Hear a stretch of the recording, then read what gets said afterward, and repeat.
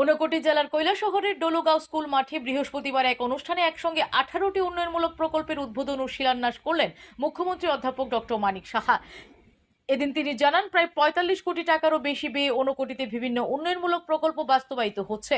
Clean and green Unakoti প্রকল্পের মাধ্যমে জেলার সৌন্দর্য ও পর্যটনের বিকাশেও গুরুত্ব দেওয়া হচ্ছে বলে তিনি জানান। অনুষ্ঠানে বক্তব্য রাখতে গিয়ে পূর্ববর্তী সরকার ও বিরোধীদের তীব্র সমালোচনা করেন মুখ্যমন্ত্রী। তিনি বলেন, দীর্ঘদিনের অব্যবস্থাপনা ও অপরিকল্পিত উন্নয়নের কারণে বর্তমান সরকারকে পুরনো সমস্যার পাশাপাশি নতুন উন্নয়নমূলক কাজও করতে হচ্ছে।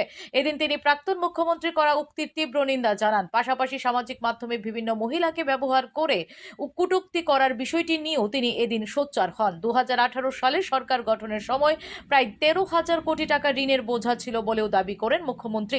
উন্নয়নমূলক কাজ করতে গেলে কিছু সমস্যা ও সমালোচনা আসবেই, তবে তা থামিয়ে রাখা। Bureau report, S Bharat live 24 hours. আজকে আমাদের সরকার যখন গঠন হয় 2018-তে 13,000 কোটি টাকার মতো প্রায় ওনারা আমাদের যে ঋণ আমাদের ঘাড়ের মধ্যে চাপিয়ে দেখেছেন।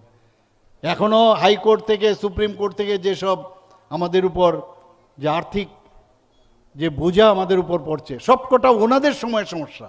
আমি বলবো যে আমরা এখনও ভালোভাবে কাজ করছি, মানুষের সমস্যা কিভাবে সমাধান করা যায় সেই দিকে কাজ করছি। আরেকটা বিষয়, কিছু মেয়ে লোককে এখন দেখা যায় সোশ্যাল মিডিয়াতে আনছে, এদের মাধ্যমে কুকথা আকথা আমাদের যে ঐতিহ্য, আমাদের যে পরম্পরা, আমাদের যে সভ্যতা, সেই সভ্যতার বাইরে গিয়ে এইসব মহিলাদের আপনারা নিশ্চয়ই দেখেন সোশ্যাল মিডিয়ার মাধ্যমে তাদেরকে ব্যবহার করে কুকথা আকথা।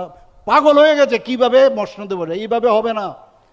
এটা 78 আর 79 সাল না।